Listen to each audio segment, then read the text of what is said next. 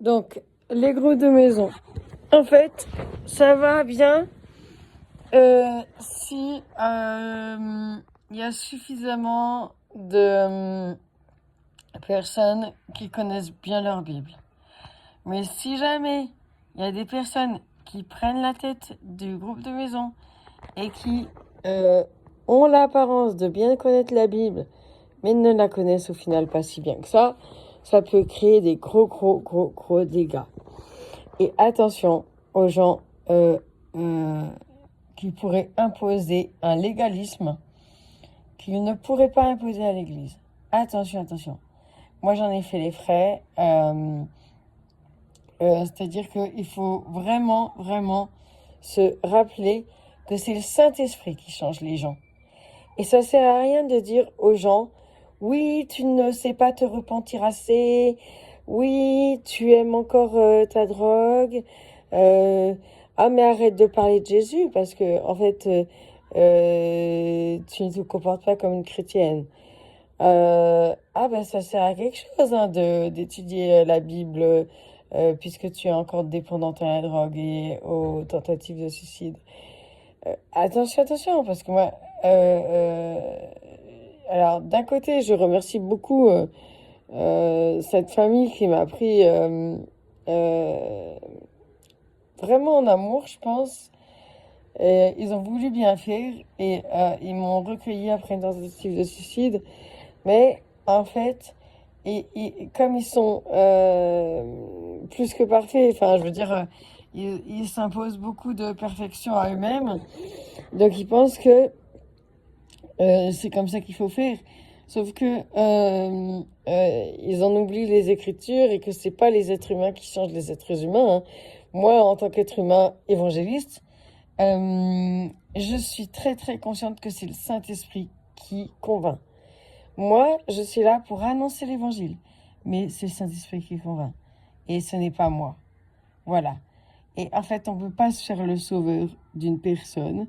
Et c'est le gros risque des groupes de maison. C'est-à-dire que l'avantage, c'est que on peut soigner les personnes au cas par cas. Mais attention, si c'est trop humain, le groupe de maison, on peut être contraire à la Bible. On peut se révéler légaliste, inventer ce qu'on veut, et puis au final, la personne qu'on veut soigner, elle s'éloigne de Dieu, parce que moi, à un moment donné, je me suis dit, oh là là, mais ce Dieu qui le décrit, mais c'est le père Fouettard. Moi, est-ce que je connais vraiment Dieu? Du coup, est-ce que je peux aimer un père Fouettard? Et la réponse était non. Alors je disais à Dieu, mais alors donc je t'ai jamais aimé et tout. Et puis j'ai été dans le doute complet. Est-ce que je me suis déjà convertie une fois puisque je sais pas me repentir? Est-ce que je suis vraiment née de nouveau? Enfin, c'est... Et à un moment donné, je me suis dit, bah en fait, je suis allée faire l'évangélisation à Lyon. Et là, je me suis sentie super bien. Et je me suis rendu compte que j'étais joyeuse de témoigner de ça. Et là, le Seigneur m'a montré, mais non, en fait, tu appartiens vraiment à Jésus. Et,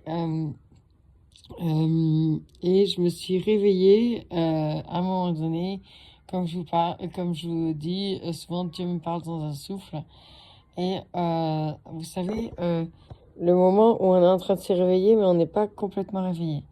Et à ce moment-là, Dieu me parle beaucoup. Et en fait, je me réveille et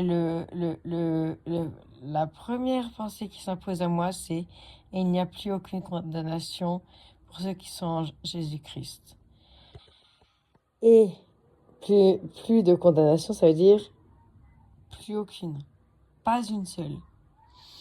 Et condamnation, le mot grec, ça veut dire plus aucune condamnation, plus aucune honte, plus aucune culpabilité.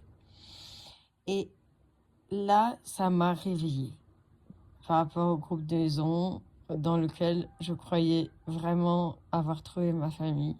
Ça m'a réveillée. Attention, tout n'est pas noir, tout n'est pas blanc. Donc, en fait, moi, je les aime beaucoup. La famille qui m'a recueillie, je l'aime beaucoup. Et je pense qu'ils ont essayé de faire de leur mieux.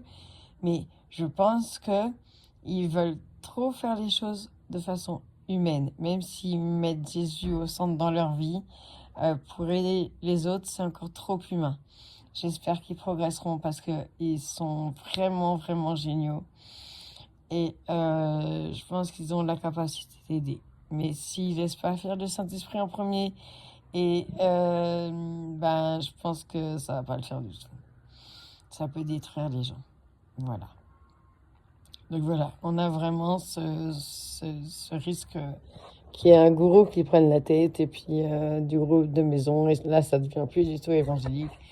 Limite anti-biblique. Hein. Il est bien dit de faire dans Galates chapitre 6, je crois. Il est dit de faire attention quand on reprend un frère, de ne pas tomber nous-mêmes. Et puis, l'Épître aux Romains nous avertit aussi de ne pas, pour des broutilles, détruire son frère, qui a été racheté à un grand prix aussi. Hein. En fait, Paul dit, s'il tombe, c'est l'affaire de son maître. Mais il ne tombera pas, parce que son maître le tient. C'est ça que Paul dit. Donc attention au jugement. Hein. Alors ça existe beaucoup dans les groupes de maison. Ça existe un peu moins dans l'église, mais ça existe. Attention. Attention, on ne juge pas si facilement. Moi, quand j'étais préadote et qu'il m'arrivait tellement de choses avec Jésus, et puis moi je témoignais de ça, et j'ai été très très très très zélée.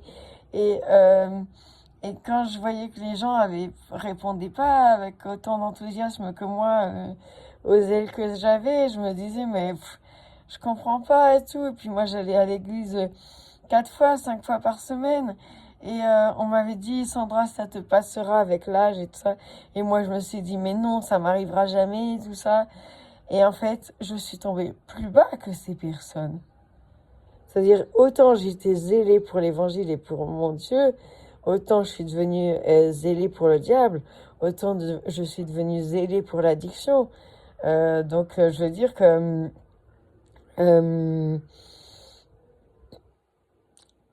attention, groupe de maison, attention, quand il n'y a pas de loi qui régit un groupe de chrétiens, alors ça peut devenir tout et n'importe quoi. De base, les témoins de Jéhovah étaient des vrais étudiants de la Bible. Hein.